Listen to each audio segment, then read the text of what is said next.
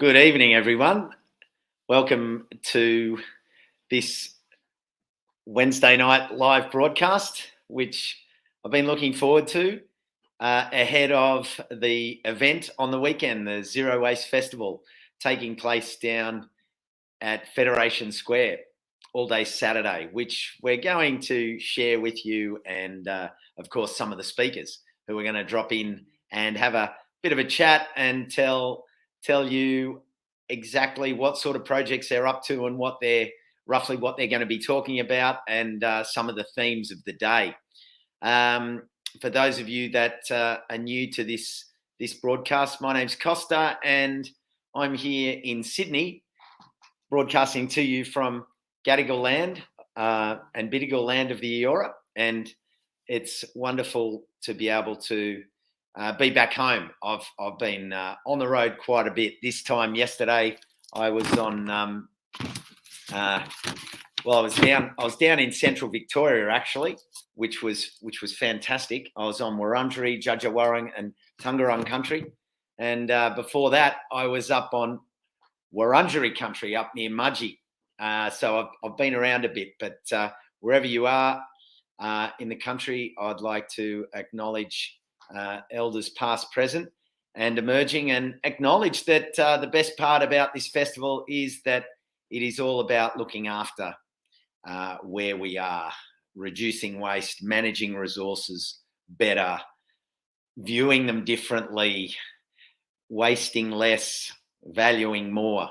So it's a real privilege to be able to be part of this broadcast this evening and be able to share some of the speakers. And one of the people behind the event at Zero Waste Victoria and Zero Waste Australia is Kirsty Bishop-Fox. And many of you may know her from some of the more recent cook-alongs, Zero Waste cook-alongs that we've been doing.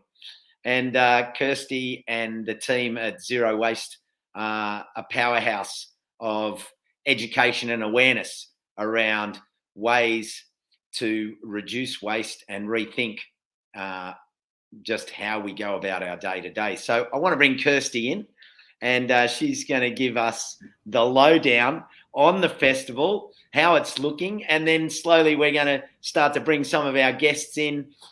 Please jump on board.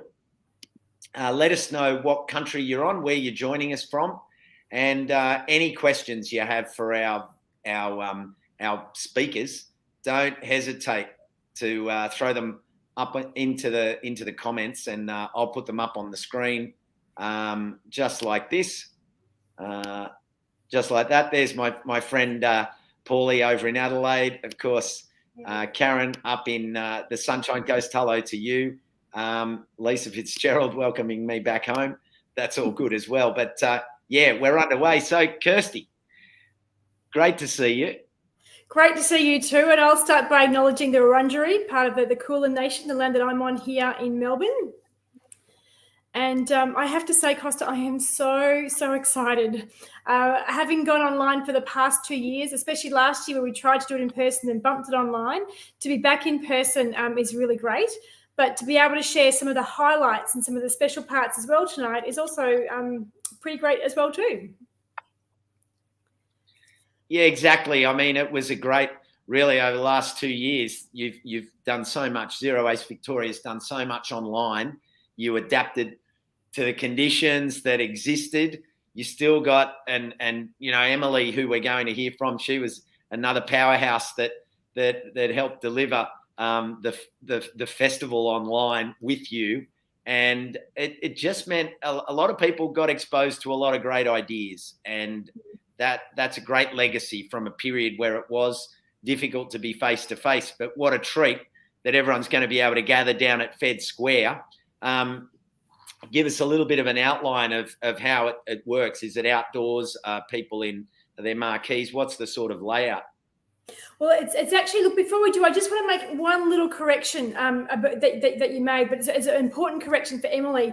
When you say Emily helped out in 2020, she was the leading force behind taking it online. So I just want to acknowledge that. Thank Emily, you. That, yeah, was, sorry, that, was, that was pretty special, but that's okay. You weren't to know. I was a bit more of the lead last year, but she certainly was in 2020, and I can't express my gratitude for what she did for us that year enough. But the festival is actually indoors, which is quite good in Melbourne right now, because anyone in Melbourne knows the weather is. If it was today, it would have been beautiful to be outdoors. But I think if it's tomorrow, we want to be back indoors. But it is in indoors. It's in the atrium and Deacon's Edge at Fed Square. So it doesn't matter rain, hail, or shine. We can stay dry at least once you're there. But we've got some amazing things happening, and I might touch on quickly first the things that we were doing that we couldn't do online that I'm excited that we can do. And the first thing we're doing is a clothes swap. So for those who've never been to a clothes swap before, it's a really, really beautiful way of connecting with community and refreshing your wardrobe. Emily will talk more about that later on because she's leading the clothes swap, but I just wanted to mention that it's there, so hang about, she'll tell you more. We're also going to have the Repair Cafe. Now, I know Costa knows a lot about repair cafes, but it's not about drinking coffee, is it, Costa? No, not at all. And that's the thing that I love about the Repair Cafe concept. It's not like come and bring your broken piece of something or your damaged, your toaster that's not quite popping, and your whatever it is that's broken, the handle that's broken off something. The whole idea behind the Repair Cafe is to actually repair your capacity to fix things. And that way you're not dumping it and then going off for a cuppa. You actually sit there with the technician, the person, whoever it is, whether they're mending your pants or whether they're repairing an electrical item or fixing a leak. Okay, maybe not that, but fixing something. The idea is you're there so that you can understand how to do it, and 9 times out of 10 be able to do it yourself down the track, and be able to think about the concept of repairing and the skills and the ideas behind it. So yeah, I really love the Repair Cafe idea, and it's great that it's being there's another one being set up. Absolutely. The people from the St Kilda Repair Cafe and the Brunswick Repair Cafe, they're joining forces, and we're doubling it up. And in the middle of Federation Square, you can bring your broken stuff, and they'll do what they can to fix it. On top of that, we're taking it further. We've got a mending circle. So they're actually people who are going to be mending all their sewing and darning. They'll be there for the whole day in Deacon's Edge, so they can actually listen to the talks and just mend. Brilliant.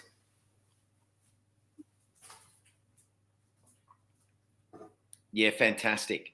Now, is there anything else you want to sort of set up before we go into drawing our first guest onto the stage? Well, our first guest is going to be actually one of our final speakers. We've actually got you can bring him on as I speak. We may as well start with Going Circular. Going Circular is a recently released documentary and about going the circular economy. And Joost is going to be in a panel discussion about that. And I'm really excited about that because I don't know Joost very well, but what I do know is very big on circular and zero waste and meshing it all together. Hi, guys. Yeah, welcome, Joost. I'm pretty excited sitting here in Monbulk in Wurundjeri country in the Dandenong Ranges. How are you? Mate, it's great. It's great that you can be a part of the festival, that you can come down to Melbourne on Saturday and share, well, the work that you're doing. I mean, you've been working in the circular economy. Well, I wouldn't call it a space, because for you it's the world, and it's a beautiful thing, because that is who, what, and how you are, and to come along to this really local event is a wonderful thing. Tell us a little bit about what's going on and what you'll be talking about. Well, I mean, I think that it's inevitable that everything becomes circular, and it's really exciting, I think, at the moment to see almost every single entity, business, whether you're talking about multinationals or small businesses thinking about, how we can turn every single item. I got an email this morning from a company that is doing, I've been following them for a long time, I think since 2012, but they've developed technology that will mean that garments or clothing will become like paper, recyclable. And they believe they can get between 5 and 7 cycles out of cotton. And so they're now partnering with Levi's, and Levi's is saying that by 2025, every pair of denim jeans that they make and sell will be made from reclaimed cotton. Now, that's just one element, but to understand the implications of that one idea, we're talking about, the biggest user of water in America is cotton. One of the biggest users of pesticides and chemicals is cotton. And if you think about the amount of land that we use globally just to grow fiber, if we can unlock that land and don't need so much land anymore to grow fiber, we can start rewilding, rejuvenating. And that's just one example. So it's a really exciting time where every single, and Mercedes-Benz is just about to launch its battery recycling factory. So, they weren't interested in launching electric cars unless they could work out how to recycle them. And I could go on forever about the amount of innovation that's going on. And it's not just in 10 years' time or 20 years' time, it's now. This is happening now. And this is work that's been going on for a long time, but all these things are starting to come to fruition now. So it's a really exciting time.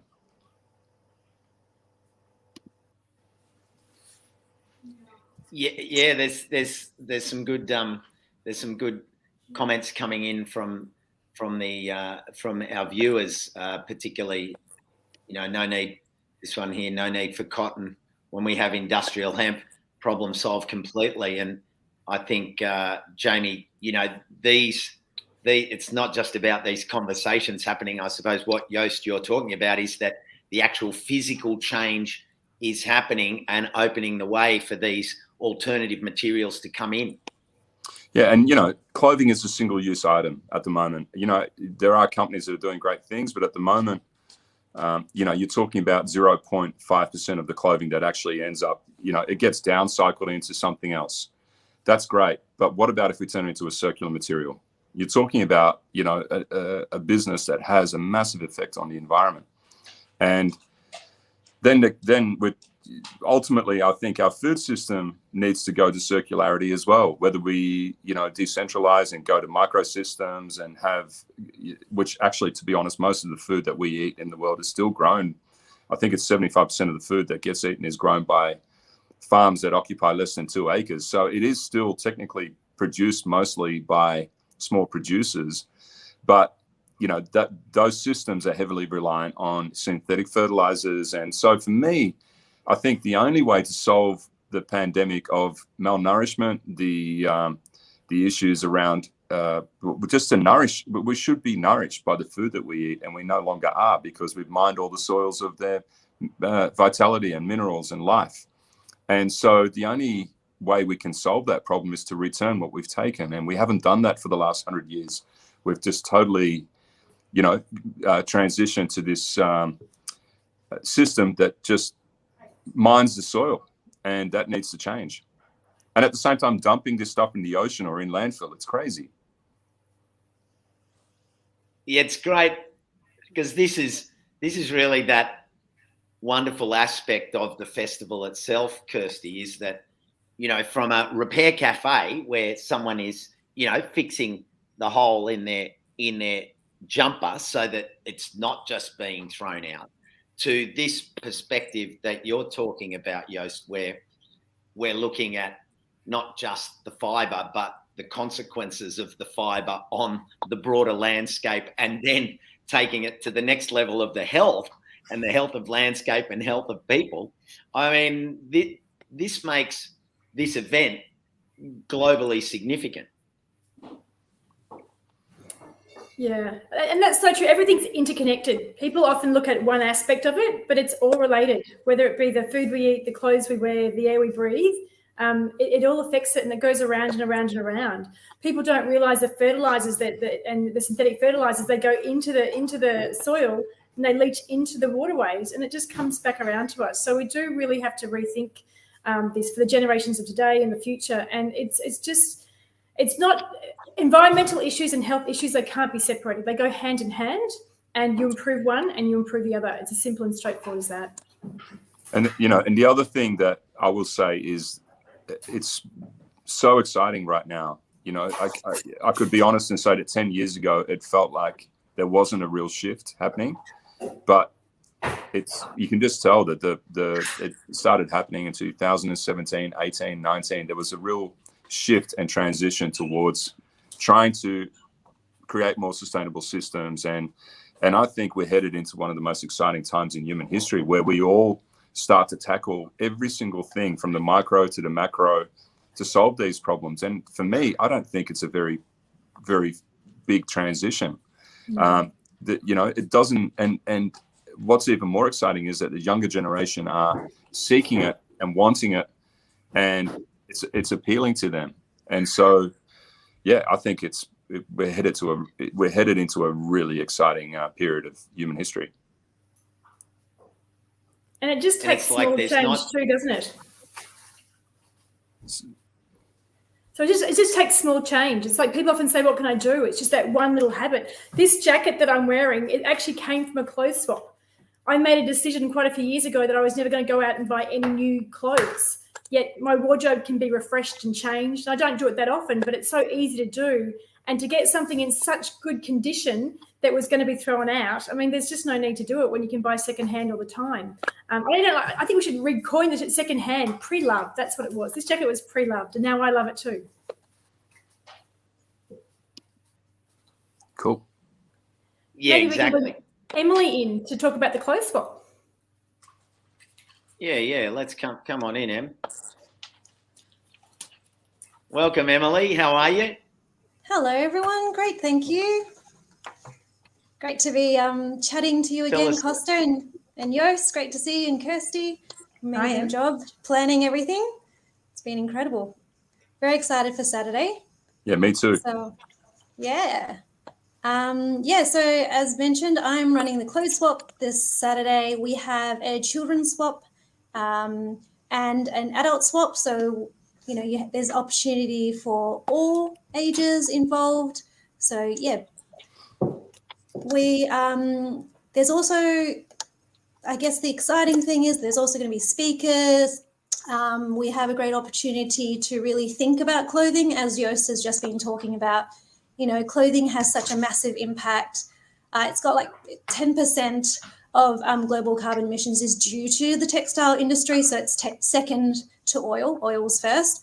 There's the impact, as Yost was talking about chemicals and water and on the lands and everything. So that impact of deforestation and desertification, degradation of soil and degradation of soil, loss of biodiversity is like all these things that we often don't think about when we think about clothing, because clothing is, things that we wear, and on average people wear 7 to 10 times, but we're seeing that fast fashion and those seasonal trends kind of disappear, especially with social media and all that sort of stuff. So it's a really great opportunity at a clinic to swap some clothes, things that you might not wear anymore, and just think about, ways that we can have that more positive impact. So with our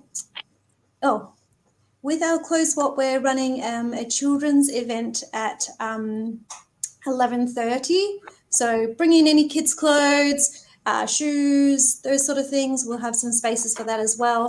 But anything that you think, my child's outgrown it, why not pass it on?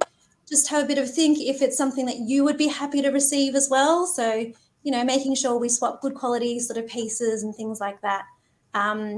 After the children's swap, we're doing an adult clothes swap. So start at 1 with our guest speaker, Jules, who'll just share some things about styling and how to kind of, open your mind to a clothes swap if you haven't done it before. But if you're a seasoned op shopper or clothes swapper, awesome. You might want to jump in and help each other out.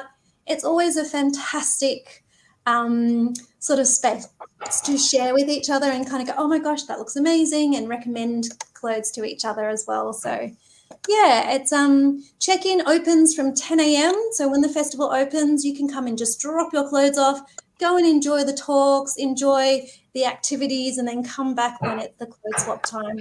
We'll have some little tokens for you to swap back. So yeah, just making sure we keep refreshing our wardrobe the sustainable way, recycling and reusing clothes. Yeah.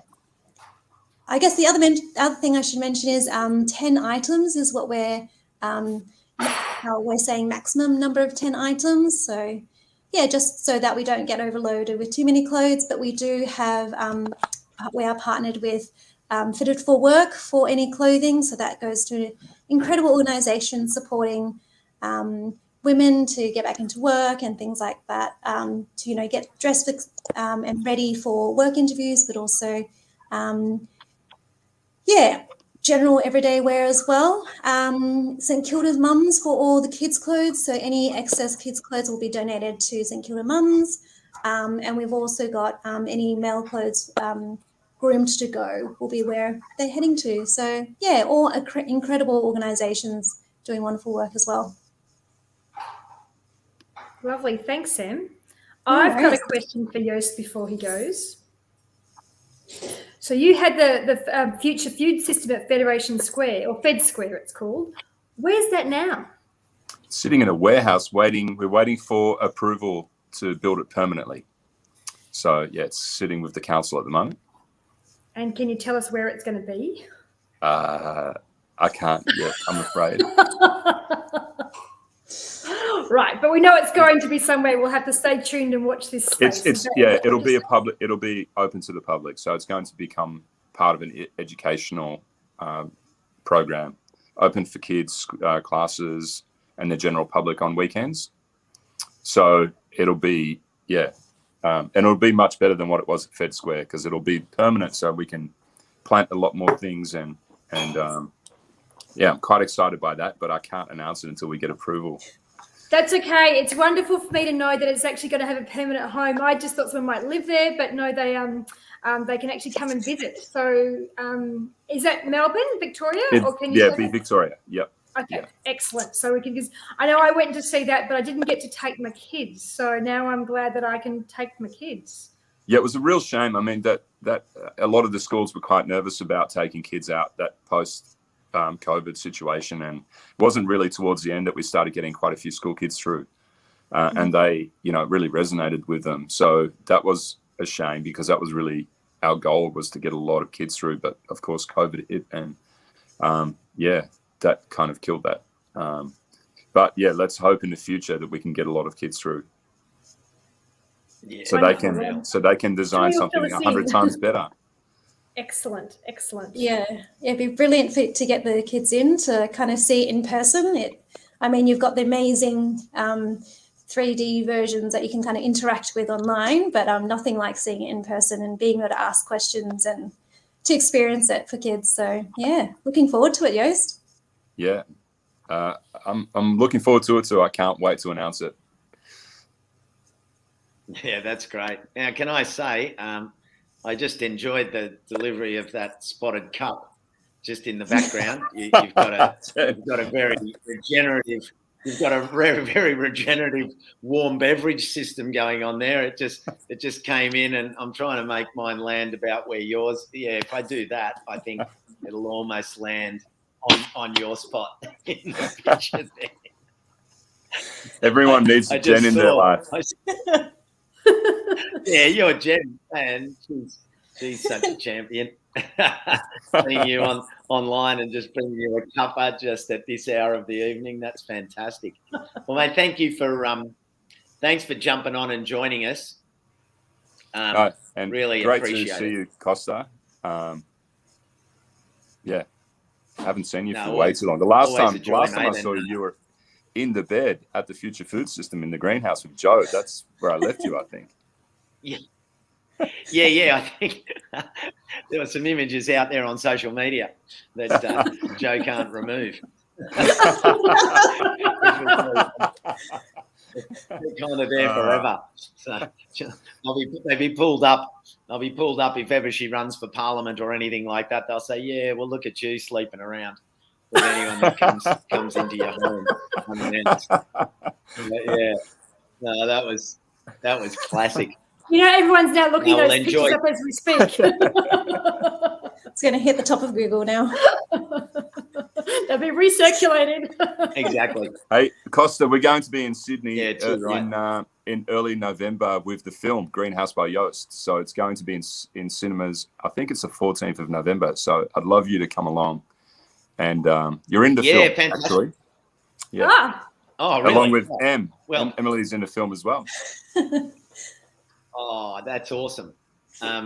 Yeah, well, mate, let me know and I'll be there. I'll be there if there's anything going on in Sydney for sure. See you guys. Appreciate what you're doing. I'm looking forward to Saturday. All right then. Thanks, Yost. Yeah, thank you, Yost. Yeah. Looking forward to. See you then. Bye. We'll be sharing the trailer to right. Greenhouse by Yost as well. So at the start before going circular. So that's going to be exciting. Get to see. We might that's brilliant. bring Katrina in next, but in the meantime, I just want to answer this question that Steve asked a bit ago, and he's asking about, are there going to be any bins at the festival? Well, I'll say yes and no. There are some bins, there's special bins in Fed Square. So because it's a public space and people will have could bring in their own waste, there will be bins that are there to cater for that. But we've actually got some special bins ourselves, and we don't really need many bins. And we do call it a bin, even though I wish we weren't, because we've actually got in a group called Green My Plate. And Green My Plate are there to actually prevent us from using any disposables. So we've got reusable everything. We've got plates, cups, cutlery, the whole lot. So that actually goes into, we'll call it a bin, and then it gets taken away and washed and comes back. The other bin we've got is for food scraps. We have chosen some very yummy food, however, and we don't expect that bin to be very full. In fact, in 2019, it was virtually empty. We had like a bucket this size with like that much in it, and one piece of rogue rubbish that we knew wasn't created from the festival. Somebody definitely brought it in because we didn't have those types of packaging there, but it definitely will be. We've put a lot of time, energy and thought into reducing. By reducing, I mean avoiding the waste in the first place. So we're really, really excited about that. But we've got Katrina here. Hi. So yeah, I'm from I'm in Greensborough, Wonderyland, and on Saturday we're chatting about building a sustainable wardrobe, what that looks like, how that's possible, and how to avoid those accidental buys or avoiding those buys that we'll regret. And what to look for, so that you're buying for you and not for the latest fashion trends. Yeah, I've got 4 people on the panel.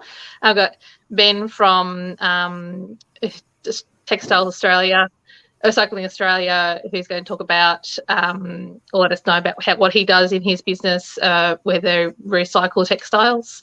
Got Nat, she's an RMIT student and is a circular designer and helps businesses put circular economy into their designing. And the other 2 have escaped me, Kirsty. We've got Patricia from RMIT. Yes. Yep. And Nat. Did you say Nat? No, I said Nat, Patricia, and I'm cheekily looking up. Isn't that terrible of me? That's okay. It'll come to me in a moment. No, there's definitely 5 of us. You would know that. Sorry, Emily. Is it Elfie from Salvation Army? Oh, yes, Elfie, Salvation Army. Yep. Yes, sorry. and just chatting all about how to keep textiles out of landfill and keeping them in circulation longer and being more purposeful with our purchasing habits and our disposable habits. Yeah. And would you like to tell them about the display that we're setting up to highlight and showcase? Yes. Yeah. So it's estimated that 6 tonnes of textiles that goes to landfill every 2 minutes in Australia. That works out to be about 31 kilograms per person. Sorry? Every 2 minutes. 10 minutes. Every 10 minutes. Oh, well. Yeah. It's still not much different, not really. And yeah, so that averages out to about 31 kilograms per person per year. So what we've got in the behind some glass in the festival is 31 kilograms of pile of textiles. So what it looks like as a pile.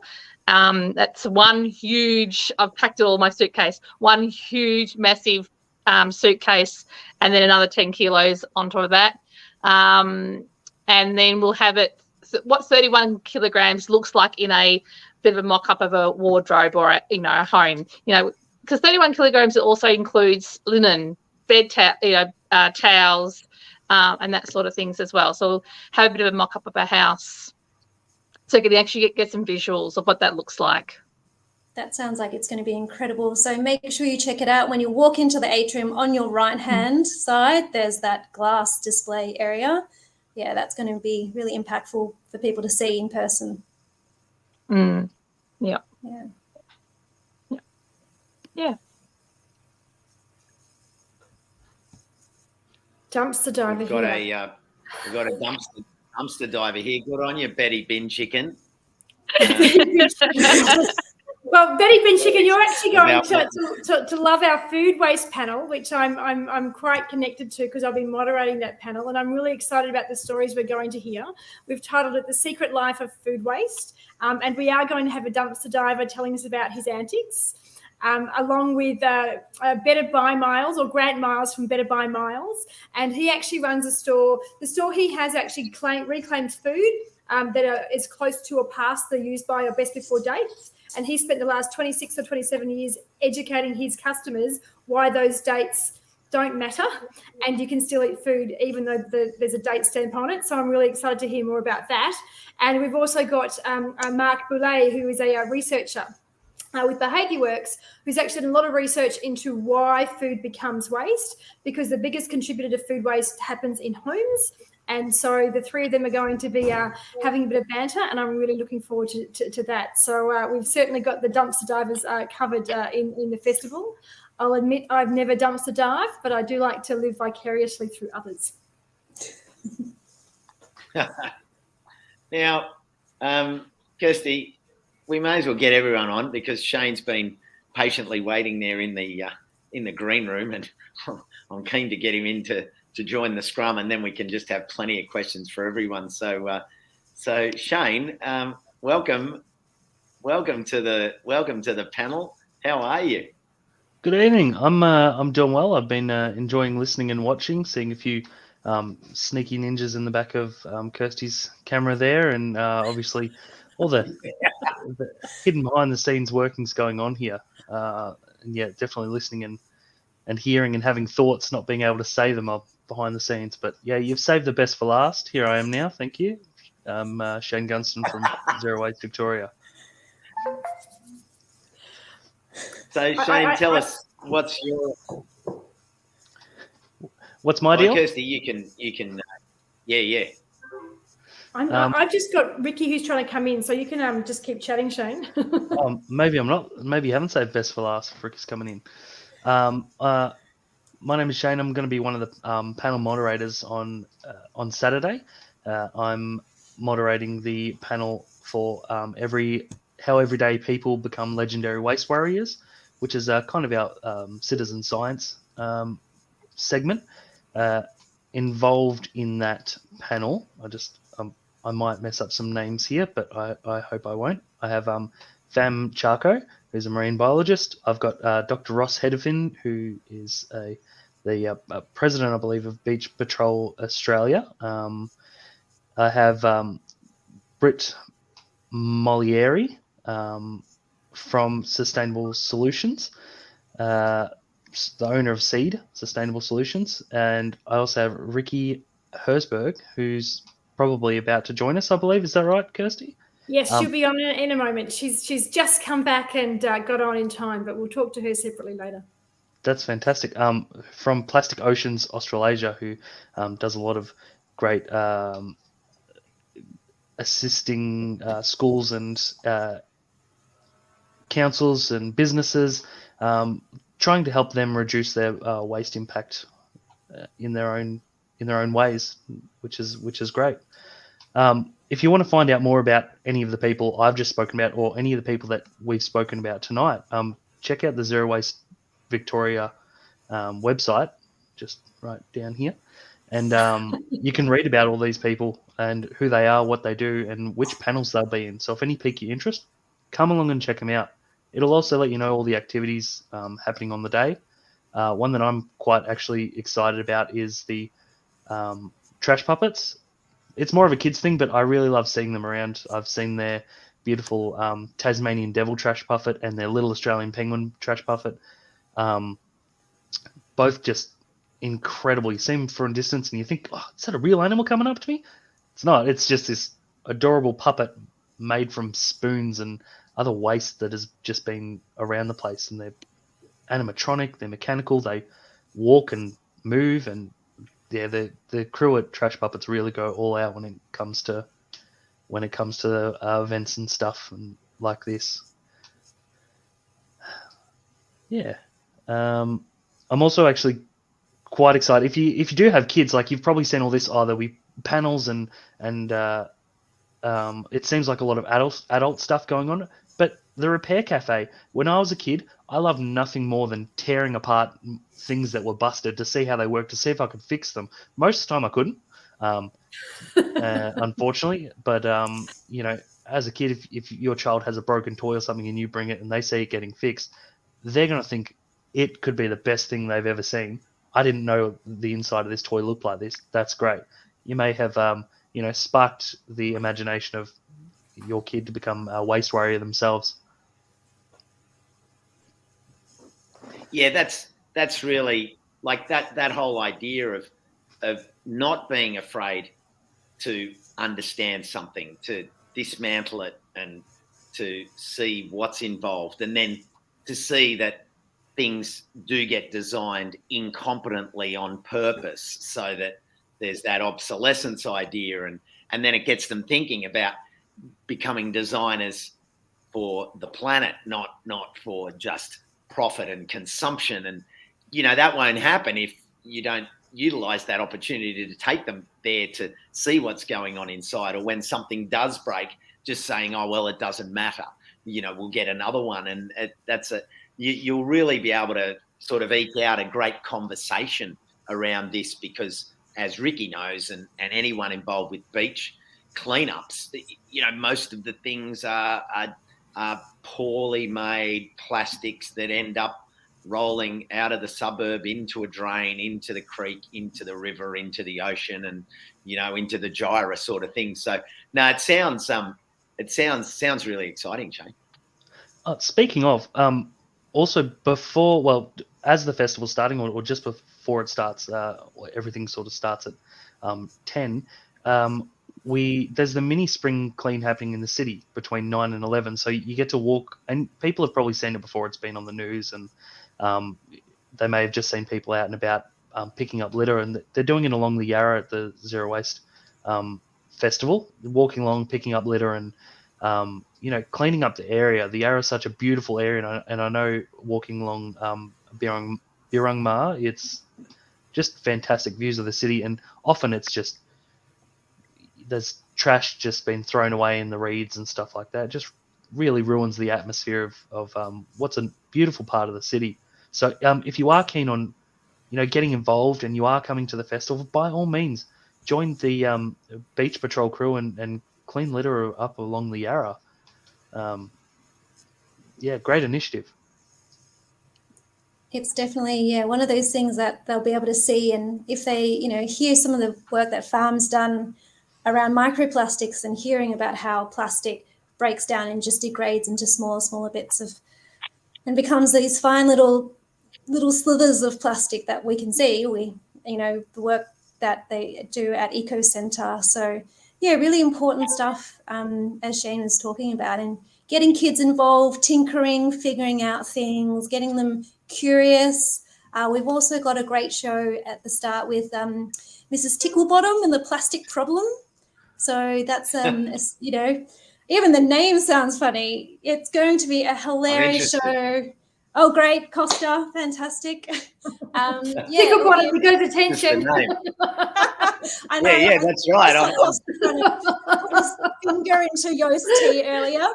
Just be very careful where this conversation goes. It's family friendly, right? I think maybe we should bring Ricky on. So it'll be a really great way to start and get everyone involved as well. Here we go, Ricky. Right, hi Ricky, I'm using you to keep the conversation above the table. Yeah, no, I can do that because we do picnics on a table, ideally, or on a rug or something. Hi, everyone. Sorry I'm late. I've actually just come back from Central Victoria, actually hosting my own big picnic with a big group of country folk in Benalla, which was pretty awesome. So long way to go for a picnic being in Melbourne. But, yeah, it was really, really, really great. And I'm super excited about Saturday. And Costa, I'm really sorry you're not going to be there in person, but it's so wonderful to see you on screen again because I only saw you a few months ago. So that's great. Hello.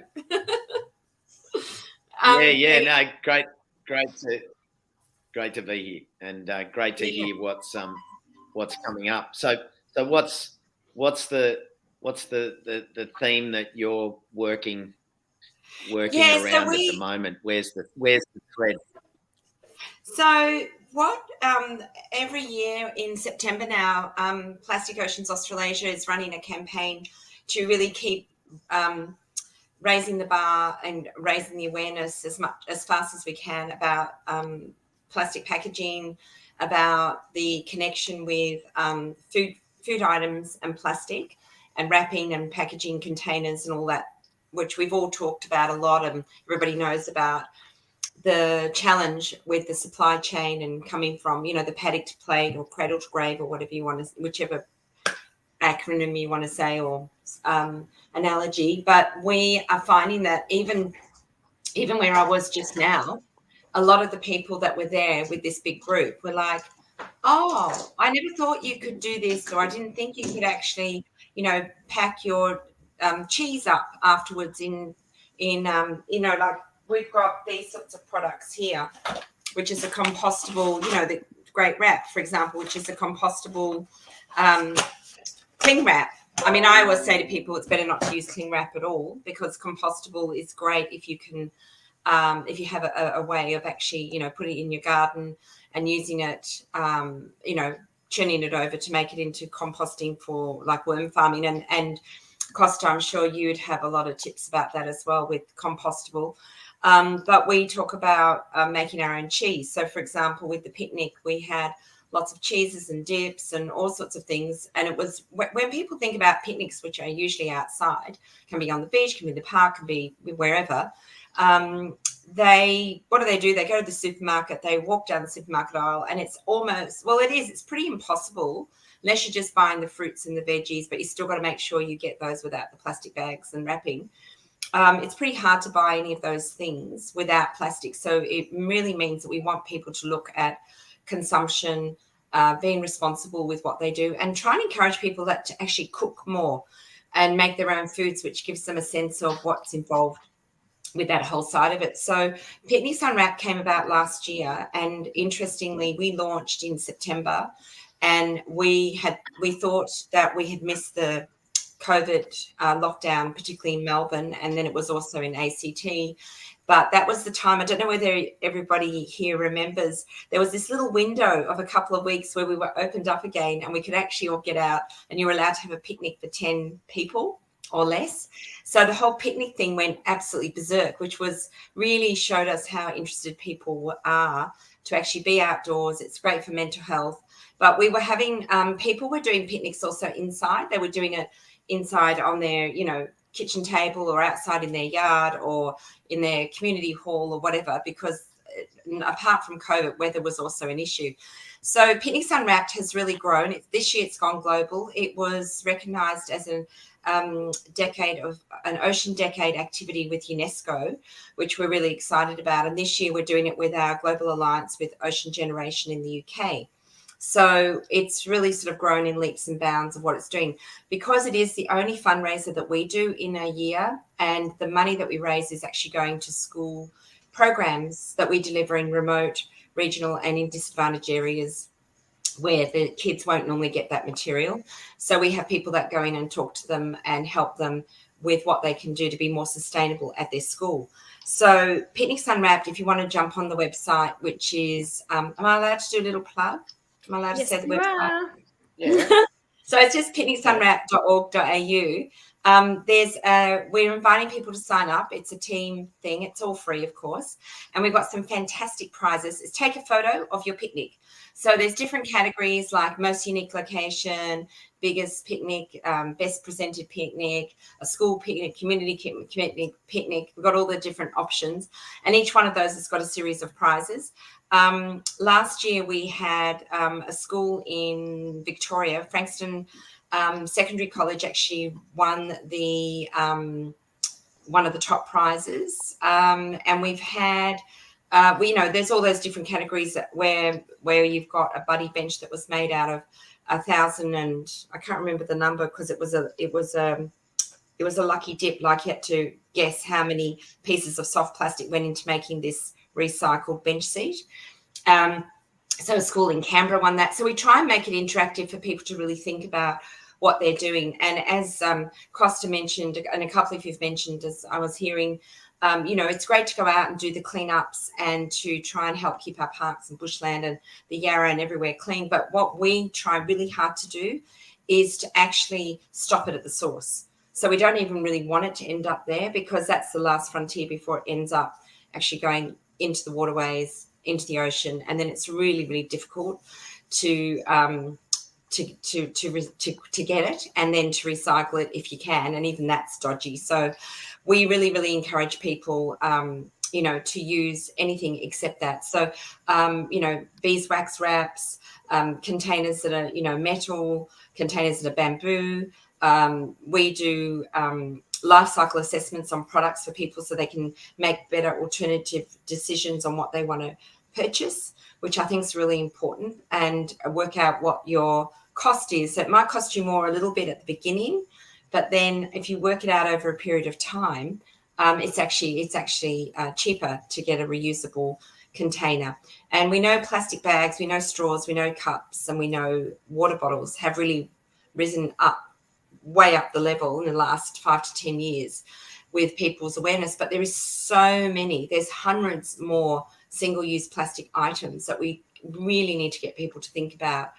And if we look at two things: the bottom-up approach, as in the community talks and pushes up the line, and then from the government and looking at policy and advocacy, which we're doing to push it down the line to squeeze plastic out. So I always talk about the sandwich approach. So on the day, on Saturday, at our store, we'll have lots of alternative. We have some recipe books. We've got lots of ideas of what people can do. We've got some recycled picnic rugs even that we've got. There are lots and lots of ideas what you can do, and even some food that'll be there that's been made and presented without anything to do with plastic. That's it. Ricky, I had a question. With your Picnics Unwrapped thing, it sounds like an awesome initiative. And I remember during that exactly week, I think it was, every spot of grass in my local area there was people riding around on the bikes. I've never seen so many bikes in my area in my life. And during that week it was, and people just sitting down on rugs in the middle of a park, which at the moment no one uses. It's a mud patch, but still. It's muddy. Is there any sort of does the Picnics Unwrapped site give any tips or tricks on how to get stuff that's waste less or waste free? Oh, absolutely. So we've got a toolkit and all the resources are there, and we give people lots and lots of ideas of what they can do and how they can do it. Absolutely. Yeah. It's the concept is basically to get a team together, sign up, take a photo of your picnic, send it in so we can see it. We've got judges like Sustainable Sally. We've got one of our judges is Joe Ruxton from the UK, who's the producer of the film A Plastic Ocean. So we've got some cool people. We've got one of our donors that's really, really keen on us doing schools program. So he's one of our judges.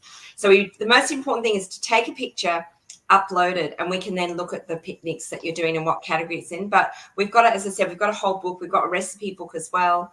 Lots of information. And what the actual number one prize, I just want to mention this, and Costa, you might find this interesting as well, is Chef Danette D'Souza, who is the executive chef at the Atlantic Group in the Crown Casino. So this is obviously very Melbourne-centric, but people from anywhere can come if they win the prize. So anyone who does the most unique location has a private dinner where he is the chef, showing people how to be sustainable with how they can cook and prepare their food at the Atlantic.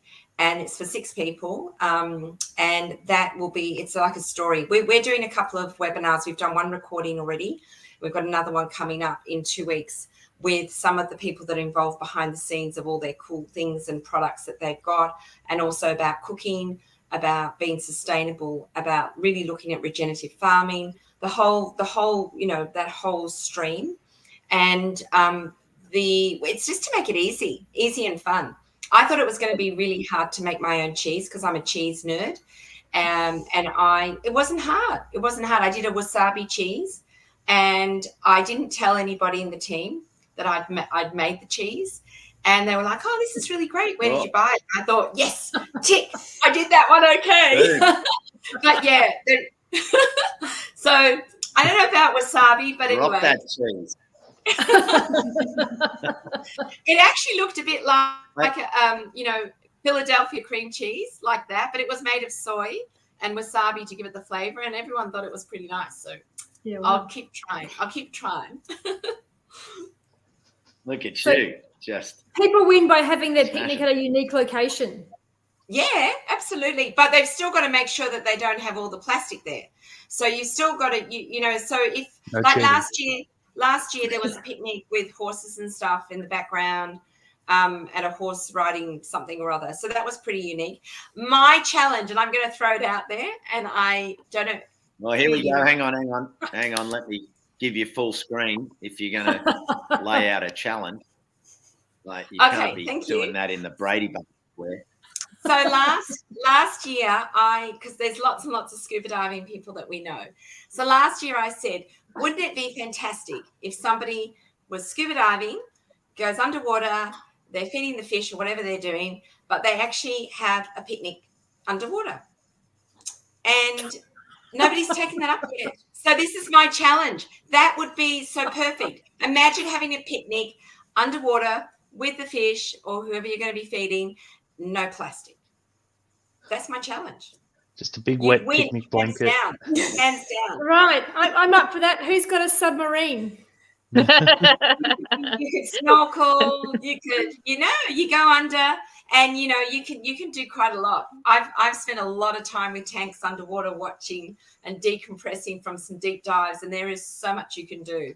And yes, you're nodding your head there, so you know what I mean, right? Yes, it's like while you're decompressing, let's have a picnic because we've got to stay here for 5 minutes.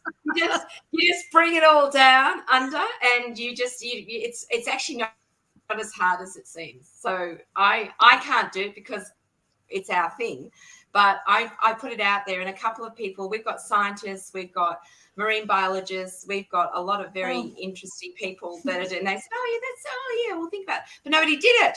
So this year, maybe we should ask Fam Charco. She's a diver as well. So well, I do snorkeling and diving and all that, but as I said, I can't enter it. But Fam could. She could absolutely. Yeah, great. Before you said that, I was thinking Costa could enter because he ends up in all these really random places. So if you want a unique place, he's kind of got a pool of things. But then you said go diving. Do you dive, Costa? Look, I saw that I like the skydiving picnic is that'll be interesting to try and lay the blanket. Trying to put the blanket out could be a challenge and keep everything on the blanket. But nice call there, Karen. Yeah, Karen, I don't know. but I've done skydiving, and there's no way I could do picnic skydiving. But anyway, that would be, why not? Go for it. Maybe you could That'd be land awesome. and then have your picnic. Yeah, that'd be good. You can land in a paddock and have your picnic ready. Yeah, that'd be cool. But anyway, You're just enjoying it's just a your really lunch. the You're idea just enjoying is your lunch, and there's brie falling from the sky. yeah, that's true. But it's Then a really on other about picnickers. we just want people to really think about what they're doing when they're purchasing, when they're using it, how they dispose of it. It's really raising the bar with the awareness on that. And I think we were at, can you believe, on the 29th of August, we were at Government House with the Governor and Mrs. Hurley, and they said they were going to host a picnic. And obviously that's all changed now because of the sad passing of the Queen. But the last year they wanted to host a picnic as well for us. But the COVID hit ACT in that month. So everything, so we've sort of been, so third time lucky. We'll go for next year. Hopefully they'll do it next year. But they're very, very, very super into waste reduction. They've got a lot of waste eco warriors they've got at Government House with their staff. So it's really great to know, which we didn't know at the time. Anyway, I'm just really looking forward to chatting with everybody and meeting everybody and going around and seeing all the other wonderful stall holders and all the innovation, and really interested in the textiles and about the swap. I think the clothing swap looks incredible. And dying to meet everybody in person. It's still really great to see everybody in person, It really Hey, is. this is a bit of a question that I liked. I saw this from Vaughan a bit earlier, and I thought I'll throw it and ask you to go round the squares. This one here, and I'm it's glad the question of the cost. Yeah, that's the one. I was just about to click it up. Thanks. I was eyeing it off myself, ready to answer it, but someone else can jump in first if they wish to. Yeah. I think it's a good one in the sense of how each of you are dealing with that narrative that sometimes there's the perception that going to zero waste can be more costly or more challenging financially in that sense. What are your thoughts around that? Just because I think this is a good point, and sometimes the perception and the reality are two different things, and it needs to be clarified. Yeah, Who wants to go first? I've got, when it comes to the difference between families, some families that are middle wage or low wage or high wage, you're absolutely right. Some things like beeswax wraps versus glad wrap, it can be a substantial cost on the weekly budget, depending on how many kids you've got and how many family members you have. But really, what's important in the long run is that you're just making little changes. So if at the moment you can't deal without having glad wrap or the little glad bags, maybe you can find a way to safely reuse those glad bags. Maybe you can change it up from having glad wrap bags to paper bags. Maybe you can find other little changes that will help in the long run or change just slightly over time to increase the way that you reduce your impact on the environment.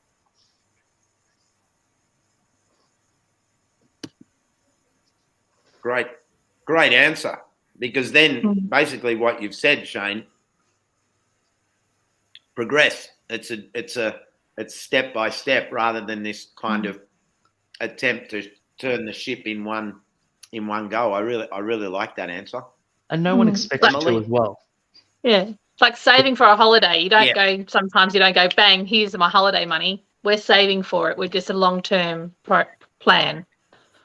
And if you try to do it all at once, chances are it won't work out well for you.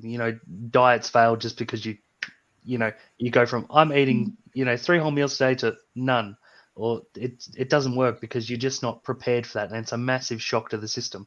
So just little steps and gradually make your way up and make your way better as a person. And if I may, I'd like to add to that in terms of like you know, if someone says I want to go zero waste, I've got to buy all these things, and the beeswax straps might seem like a great alternative. And I'll be really upfront. I've got a love-hate relationship with them, and I don't use them that much. I might use a beeswax strap for something larger, but if you're looking at a beeswax wrap and you think that's the way to go, you can make them. They're actually really, really easy to make.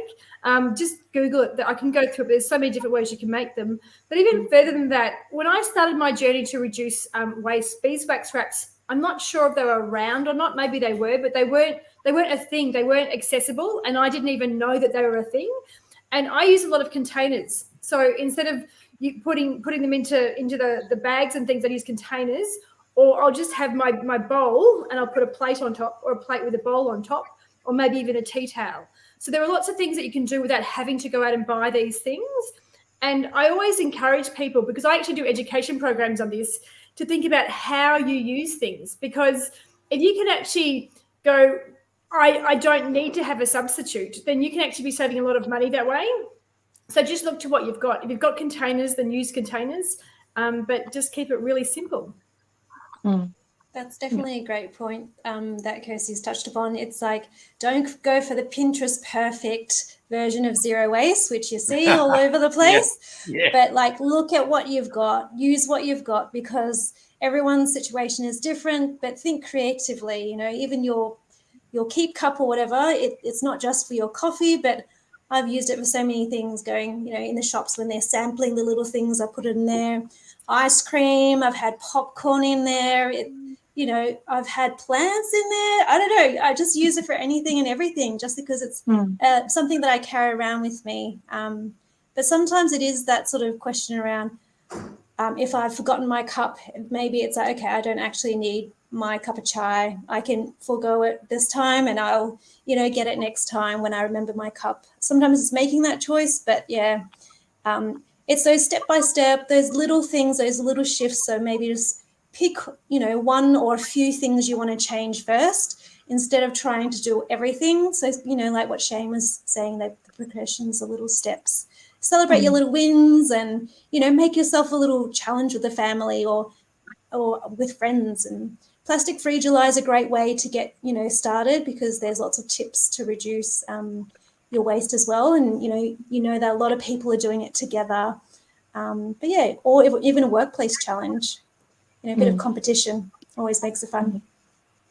We like the word purposeful. Yeah. We're being purposeful with everything. You know, we start with one thing that you can easily tackle, but just being purposeful along your journey, you know, instead of purposely, you know, buying lots of things, just be purposefully about what you're purchasing and making purposeful actions and plans. Knowing your why. Yeah, and maybe I could just mention, we always talk about, you know, the trash and the treasure, and one person's trash is another person's treasure. And there is at the moment no such thing as zero waste. So we know that. And when we run our schools program and business and community programs, we always say to people, let's just start on small things like you've already mentioned. But you can't actually... Anybody that is alive, whether you're an animal or, you know, a human or vegetable, whatever you are, there's waste. We all produce some sort of waste. And I think it's recognizing that we do have waste, and how can we just look at what we can do and use that in our waste in a different way. And also it has actually been worked out over X number of days that, you know, they say it takes 21 days to change a habit, like you mentioned earlier, Shane, about going on a diet. It actually is calculated across the board that it takes 254 days to actually change your plastic habits. And we run plastic reduction programs where we go through the whole behaviour change piece, and it really does take a long time. And I loved what you said before about if you don't have your cup, instead of buying your chai, you just go without, and you won't forget your cup again because you actually forfeited something to give up the chai because you didn't want to buy a cup that had a plastic lid or whatever the case may be. But The other thing that wasn't mentioned about beeswax wraps and or glad wrap, there's also foil. Tin foil is also good, and it's also an easy one to recycle as well and repurpose or reuse. So we look at the 5 hours all the time as well. And I really think that talking about reduction rather than zero waste for people practically when they're really trying to make that big change doesn't make it so daunting. And I think everybody agrees. We've all sort of talked about that. But to get to zero waste, I don't think it's actually, if you think about it, it's not really possible. Plastic waste is one area. There's, all the different waste streams. So I think it's important for us to recognise that each waste stream has its different challenges as well, whether it be glass, metal, cardboard, looking at all the different streams when we're talking about that with kids at school in particular, hard plastic, e-waste, etc. They all have their challenges, and food waste, of course.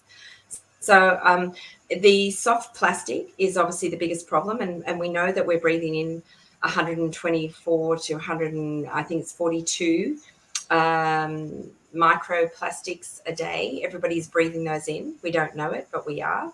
So, it's everywhere. It's in the air we breathe. We're eating it. We're drinking it. It's everywhere. So the plastic is a real problem, particularly with human health now as well. So we talk a lot about the microplastics and microfibers. So I think that raising the awareness with what the Zero Waste Festival is doing is going to be even bigger and better each year, because you're getting that messaging out there for people to do things differently. Yeah, absolutely. Well, And I think that's the thing. It's funny we spoke about the term zero waste, and I really like to call it like a journey to zero waste. Whether or not the complete 100% zero waste will be achieved or not is a different story, but it's really about changing their habits, and we call them zero waste habits in terms of reducing less there. But now, I'd just like to answer a quick question. At the time. Can I just answer one question, Costa? Someone's actually asked here if this will come to Perth. I'm going to give you the short answer, no. However, if you're going, I wish it could be in Perth or Brisbane or Sydney or anywhere in the world, although we may not be able to put the festival on for you, you're welcome to reach out and we can give you some tips and pointers. It really is a lot of work. It's taken us 5 or 6 months in the planning to get to this point. So no, we're not taking it outside of Victoria, but you're welcome to reach out to us and we'll help you along if that's what you'd like to do. Yeah, it'd be incredible to see more zero waste around, zero waste festivals, and it's just a beautiful space, especially now, to be able to come together and connect and get inspired by each other and just kind of lift each other up and know that there's hope, because there are so many incredible people, on their zero waste journey, but in so many different areas, people coming together from, all walks, all suburbs, all sorts of careers, all sorts of stages of their life coming together because of, could be that care for the future generations, could be, your connection to country and to place, and so many different reasons. But, we're all connected through this journey on zero waste. And it's been, incredible chatting to everyone and sharing the message. And we're looking forward to Saturday. A few more sleeps. Yay. Yeah. Yeah, I've just put the link in there. If anyone's in Melbourne and can make it, please join us. Yeah, thanks so for much. that, Kirsty, putting that in. And look, everyone who's been a part of the broadcast, thank you, Paulie, Annie. Who else is there? Lisa, Giovanni, Ange, Betty, Bin Chicken, Vaughan. Well, thanks everyone for contributions and for your comments. And admittedly, not everyone can be in Melbourne this weekend, but really wonderful to have this conversation. We're up to just over an hour, and we're on an hour and 7 minutes, which is, that's pretty close. And our super waste, our zero waste, or what did I call them? Our wasteless champions. It's been an absolute pleasure to have Ricky and Shane and Katrina and Emily and Kirsty, and of course Joost, who was with us a little bit earlier. Their expertise is going to be shared face to face on the weekend, and that's a real big piece of the puzzle for anyone who's going to be there. And I love the way that all of our speakers started to open up about how they see and approach this education challenge, and it was lovely to hear your little anecdotes that ease people into this rather than point a finger. And when we can do that, we know that we'll get people on for that step by step rather than this golden elixir that's going to sort of supposedly fall from the heavens. It's not. It comes through habit, and then habit day by day, and then you, as I know firsthand, I don't say to people, well, if you don't have your cup on day one, well, you can't go without your coffee or whatever it is. But when you get to that point that you're ready, then you draw the line, and I do. And I know that I'll huss and cuss when I don't have my cup with me and everyone's going for their coffee. But what I've since done is started to build I keep cups. So when we have the crew, rather than me have one and be all self-righteous and there's 4 others, I'll bring the keep cups. But already many of the crew have changed, and that's just influence. They're little things. They're little ways we can influence without doing that, but just by doing that. And I think that's what each and every one of you on the panel here tonight do in your lives. And a big thank you for being a part of this broadcast and backing the Zero Waste Festival, because your powers of experience and explanation are going to help a lot of people. Thank you so much. Thank you, Costa. Thanks so much. Thank you. I was waiting for the worries. end. When you said the powers combined, I thought Captain Planet was going to come out. Yeah, the big final hurrah. Go Planet! Final hurrah, Kirsty. Well, look, thanks everyone. I'll put the link in again for the tickets. I think I already did. Love to see you on Saturday if you're in Melbourne, but otherwise I'm sure we'll see you on here again sometime soon. Thanks so much, guys. All right. Bye. See you later. See ya. Bye.